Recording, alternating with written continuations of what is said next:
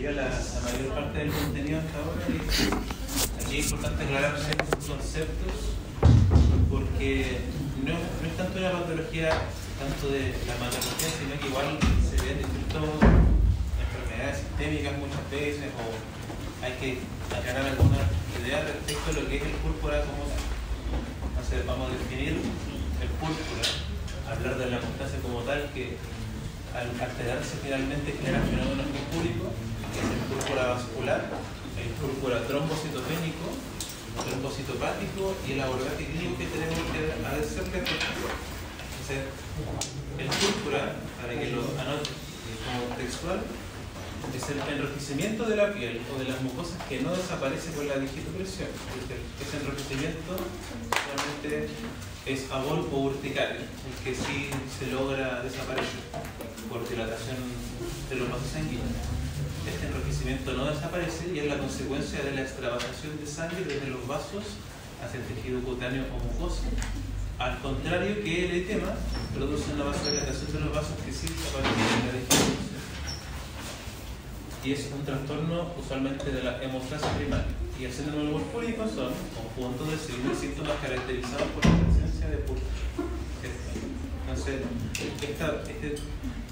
este déficit o trastornos de hemostasia generalmente generan la extravasación de los glóbulos rojos. Esto a nivel dermatológico tenemos las lesiones cutáneas primarias, que lo van a ver en su momento en el integrado de dermatología, pero finalmente hay pápulas, ronchas, furunculares, púrpuras, quistes, bulas. El púrpura como tal no siempre se considera una lesión primaria dermatológica, pero siempre va a estar. O considerarlo muchas veces pápulas o máculas, porque son lesiones sólidas, elevadas, o bien que no se palpa una elevación, que finalmente se caracterizan por el cambio de coloración. Ahora, muchas veces la definición y la diferencia va a ser en relación al tamaño. Bajo 4 milímetros van a ser petequias, 4 días va a ser púrpura y finalmente equimosis va a ser sobre 10. Uno tiene muchas veces conceptualizado la equimosis como igual a moretón, igual a trauma. Y claro, en realidad puede ser efectivamente que una equimosis sea traumática, pero no es en el contexto de estas patologías en que estamos hablando de eso, sino que solamente un púrpura muy grande se considera una equimosis. Aquí podemos tener distintos ejemplos. Pueden confluir como no confluir, la forma puede ser redonda o puede tener alguna otra morfología, pero finalmente es en la coloración que da la sangre al extravasarse que se manifiesta así. ¿Ya? Y también pueden encontrarlo, este concepto que es vírice, que son lesiones purpúricas, cutáneas o mucosas, pero que son longitudinales. Quedándonos que en general son circunferenciales y que finalmente se manifiesta a nivel de la piel. Entonces, un púrpura macular, mácula, ¿cierto? Máculas más grandes que petequias y que no van a levantar, pero que finalmente tienen este cambio de coloración. Un púrpura palpable son pápulas redondas o levantadas que se presentan con un tema de color ya sea azul o violáceo, que es inicialmente el que genera la extravasación de los vasos sanguíneos, pero que empieza a degradarse.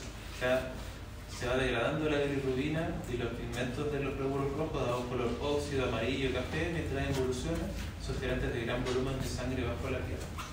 Mientras que un púrpura retiforme es un púrpura que tiene un patrón reticulado o ramificado. Y finalmente, algo que es bien más allá, que se considera una enfermedad, es el púrpura fulminans, que es una enfermedad potencialmente letal, que es una manifestación de coagulación intravascular diseminada que se asocia a la meningococcemia, que además tenemos pacientes con déficit de proteína C, déficit de proteína S, o están hipercoagulabilidad caracterizadas por trombosis microvascular en la dermis, hemorragia perivascular y o gangrena necrótica. Ya vamos a ver una foto más adelante, pero finalmente es la manifestación más extrema de lo que uno puede encontrar en un púrpura. Eso no es que el paciente además está con fiebre, vamos a ver un poco de eso más adelante.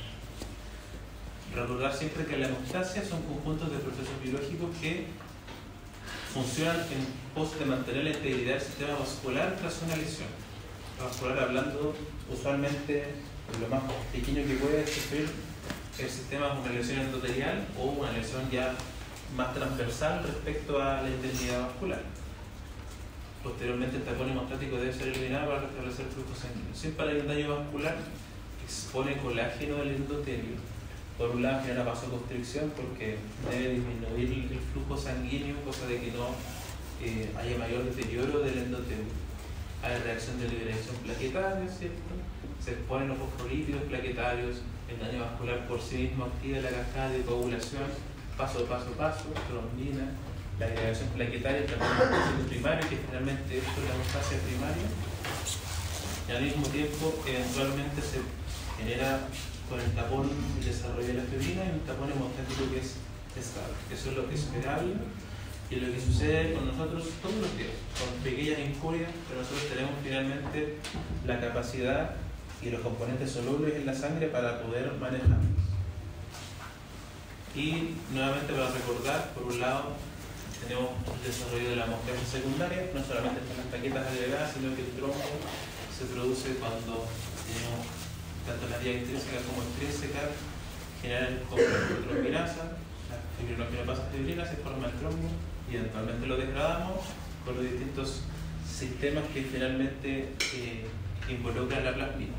Y luego tenemos los productos de degradación de fibrina, que es el residuo de todo este proceso, que puede ser importante como puede ser algo totalmente transitorio. Y aquí el producto que más conocemos nosotros es el dinero D. Y como cultura general, los granulos plaquetarios que tienen que ver con esta hemostasia tienen distintos componentes, ¿ya?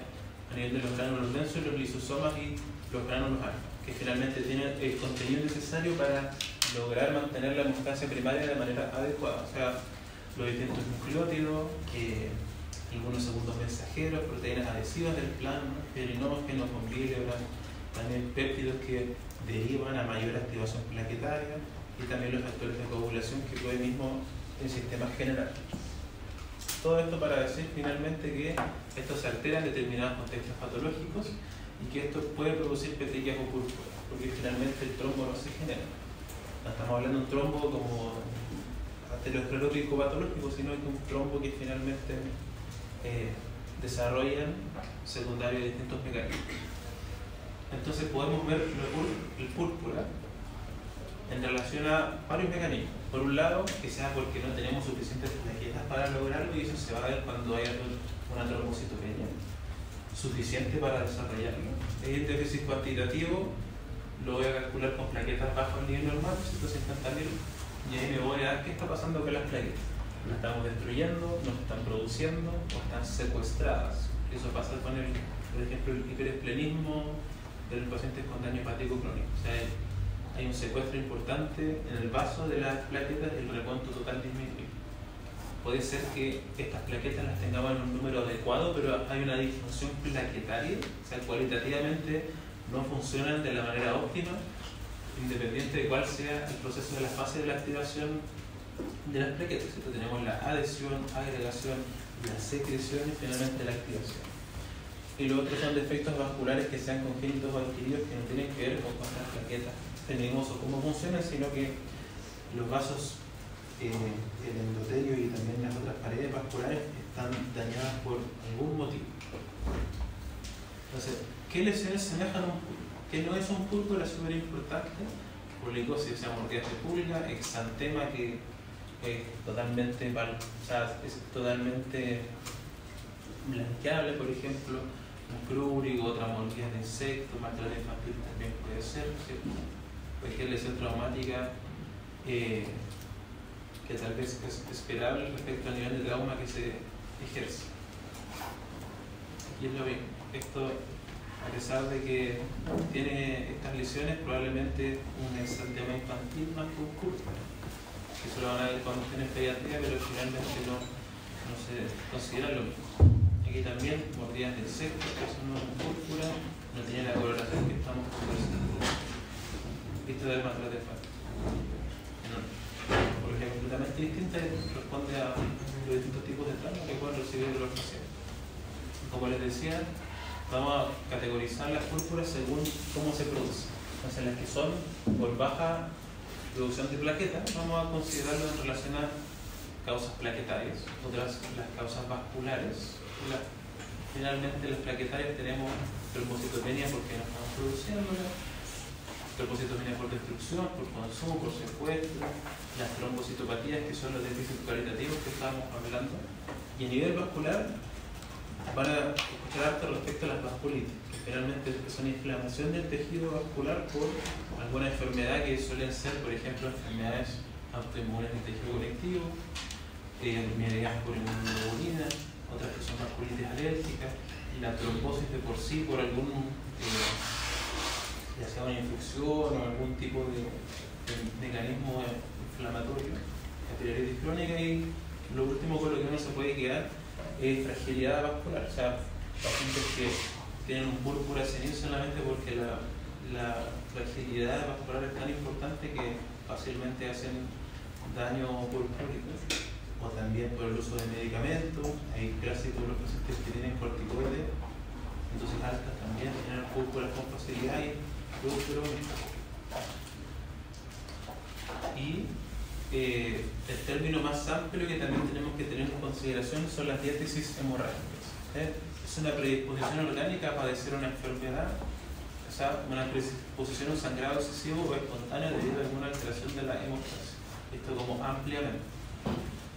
Tenemos lo que son las diátesis vasculares, plaquetarias y también las coagulopatías. Considerando que estos son de la hemostasia primaria, hay alteración de la pared del vaso, alteración del tejido conjuntivo, que sea trombopenia o trombopatía, y se va a manifestar como petequias, quimosis, sangradas por fiebre. Pueden ser espontáneas o postraumáticas, los comienzos inmediatos, el control del sangrado con medidas locales, y los defectos más frecuentes, por ejemplo, los corticoides, senil, hepática, las tireas hereditarias. En el púrpura no tiene nada que ver los trastornos de la coagulación secundaria, que ahí finalmente van a ser las coagulopatías, que ahí se manifiestan siempre con una clínica retardada respecto a un traumatismo breve frecuente, pero con hematomas grandes, hemorragias musculares, articulares, que no tienen nada que ver con lo que estamos viendo acá. Solamente tengan en consideración que tenemos estos fenómenos, ya sea por el daño vascular o por la función plaquetaria. Entonces, un púrpura vascular, porque tenemos que diferenciarlo de alguna manera, más allá de contar cuántas plaquetas tiene el paciente. La alteración de componente vascular con o sin inflamación, por un número de función plaquetaria normal. Las hemorragias son cutáneas superficiales y también pueden ser mucosas. Entonces, además del púrpura, los pacientes pueden tener sangrado como epistaxis, hemorragia, menorragia y hemorragia digestiva, y esto puede ser tanto congénito como adquirido. Aquí tenemos el ejemplo, un niño probablemente escolar que tiene un púrpura vascular a nivel de extremidades inferiores. Entonces, si alguien conoce un púrpura clásico de los niños, la vasculitis de los niños. ¿Varicela? ¿Cómo? ¿Varicela? No, esa no se considera, pero sí tiene hallazgos que pueden generar. Allí lo que uno tiene que recordar siempre el púrpura de Schoengen, que es la vasculitis por IgA, que los pacientes no solamente tienen este púrpura, sino que tienen síntomas gastrointestinales, tienen disfunción renal, que lo vamos a ver un poquito más adelante. Y también, solamente para tener como referencia, tenemos los púrpuras vasculares seniles por corticoides, nutricionales, pacientes con depósitos anómalos de distintas moléculas. Y hay muchas púrpuras que son post-infecciosas, o sea, producto de la activación inflamatoria de una infección grave. Yo puedo tener púrpuras como por infecciones bacterianas. La meningococcemia, que es la más grave de todas, es la que más tienen que lograr determinar, especialmente en la edad pediátrica. Vamos a ver una foto más adelante. Y otros ejemplos. Por otro lado, tenemos púrpuras inmunomediadas, como el púrpura Schoengen, que les contaba, la vasculitis mediada por IgA, púrpura palpable, que tienen artritis o artralgias, dolores abdominales, hemorragia gastrointestinal, nefritis. Hay unos métodos inmunocomplejos que generalmente generan todo esto. Entonces, púrpura vascular con compromiso digestivo, renal y articular, el púrpura de Schoengen. Hay otras más, pero que generalmente consideran esta como la más relevante. Y también mecanismos que estamos conversando pueden ser tanto hereditarios como adquiridos. Aquí tenemos, por ejemplo, trastornos del tejido conectivo, pacientes que tienen, por ejemplo, síndrome de Ehlers-Danlos y otras cosas más infrecuentes, pero la verdad uno siempre va a encontrar más que nada púrpuras vasculares adquiridos. cereales, infecciones, colágeno, déficit de vitamina C, corticoides y también el expulsivo del párpado. Uno al hacer mucha fuerza también puede generar distintos tipos de extravasación del glóbulo rojo. Y por otro lado, el trombocitopénico se da por un déficit cuantitativo de plaquetas. O sea, yo por algún motivo tengo un número de plaquetas disminuido y eso me va a generar finalmente que la hemostasia primaria esté comprometida, ya sea hereditario adquirido, central, o sea, el problema es a nivel de la síntesis de los megacariocitos, y periférico, que acorta la vida media, ya sea inmunomediado o no inmunomediado, por destrucción hormonal, ¿cierto? Y también puede ser la distribución anormal que tenemos en las plaquetas, por el secuestro que yo les comentaba. Y aquí tenemos, por ejemplo, trombocitopenia amegalecítica congénita, que son bien frecuentes, adquirida, inducida por fármacos, quimioterapia, antibióticos, las tiacidas, los antihipertensivos, infecciones víricas que finalmente van a generar un consumo de plaquetas. Ahora, a la pregunta uno que tendría que hacerse ahí, ¿cuántas plaquetas tienen que bajar para yo tener manifestaciones clínicas? ¿Cierto? Porque hay gente que está con plaquetas de 149.000, pero no tiene el derecho a hacer todas estas alteraciones. Usualmente el sangrado o lesiones espontáneas por plaquetas se dan bajo los 30.000. O sea, tenemos un amplio rango en que uno tiene las plaquetas disminuidas, pero no necesariamente eso me va a determinar manifestaciones clínicas. Eso es importante. Y aumenta la destrucción, como yo les decía, puede ser inmunomediado, como el PTI, que es uno clásico, inducido por medicamentos, transfusiones, embarazos, infecciones, secuestro esplénico, dilucional. Hay destrucción de múltiples formas de mecanismos de destrucción de plaquetas. Entonces, a pesar de que el púrpura es semiológico, igual nosotros tenemos que tener el correlato de las plaquetas para entender qué es lo que está pasando con el paciente. Por otro lado, el déficit cualitativo, que lo vamos a decir como trombocitopatía, es cuando tenemos algún problema respecto a la adhesión plaquetaria, ya sea por alguna falta de componente o de componentes solubles o enzimas. Aquí nuevamente son muchos más, pero va siempre en pos de la hemostasia primaria. Hay déficit de agregación, de adhesión o de secreción plaquetaria. Estos también son mucho más infrecuentes. Usualmente o es lo vascular o es lo cuantitativo a nivel de plaquetas, pero también hay que tenerlo en consideración y por eso mismo les estoy dejando una tabla. Hay trombocitopatías adquiridas por enfermedades sistémicas, que eso es importante entenderlo. Insuficiencia renal, insuficiencia hepática, también es inducido por fármacos. O sea, los fármacos pueden alterar y pueden generarnos púrpura a través de muchos mecanismos. Quédense con ese concepto. De hecho, el uso de aspirina y los aires también nos puede generar esto. El abordaje diagnóstico, finalmente, intentando solucionar todo esto, tengo un paciente que, por ejemplo, tiene una hemorragia cutánea mucosa y que tiene púrpura, pero si tiene descenso de plaqueta, si hay alteración de tal vez los tiempos de coagulación, si esto está normal, ¿cierto?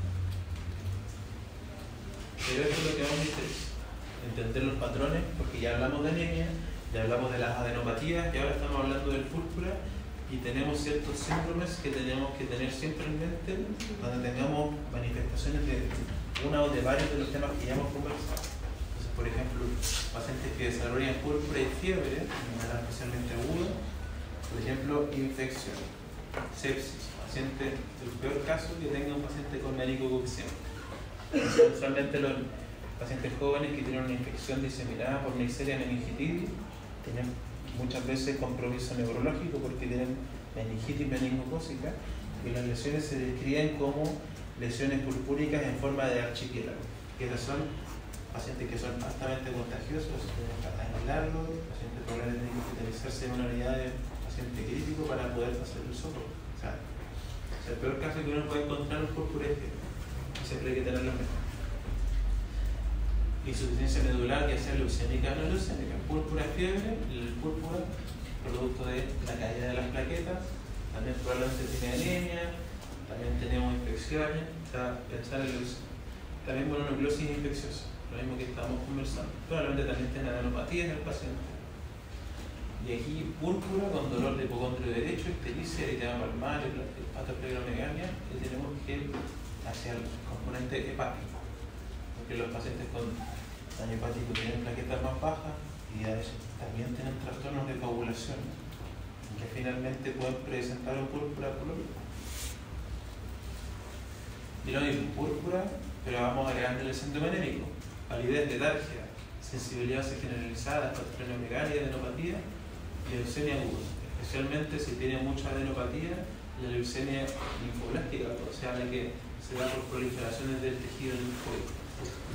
Y aquí lo que les comentaba, púrpura más artritis, sensibilidad abdominal, edema subcutáneo, edema escrotal por la falla renal, púrpura de Scholingen, el clásico paciente pediátrico que tiene un predominio de púrpura de extremidades inferiores. ¿Cierto? Siempre descartar la urgencia vital. O sea, el púrpura es fulminante, el púrpura por la meningococcemia, lo primero que hay que descartar. Hemorragia cutánea mucosa, luego vemos las plaquetas y vamos haciendo un descarte. Esto va más allá, van a ver probablemente en integral hematología, pero para que se queden con la idea de que hay que descartar siempre lo más grave, o sea, el paciente que no tenga una neoplasia que lo va a matar o una infección que lo va a matar. Y en caso contrario, descartar otras cositas. Aquí tenemos, por ejemplo, estas lesiones de un púrpura cutáneo se dan por. No lo recuerdo en este momento para el fin de esta foto, pero independiente de eso, es parte de.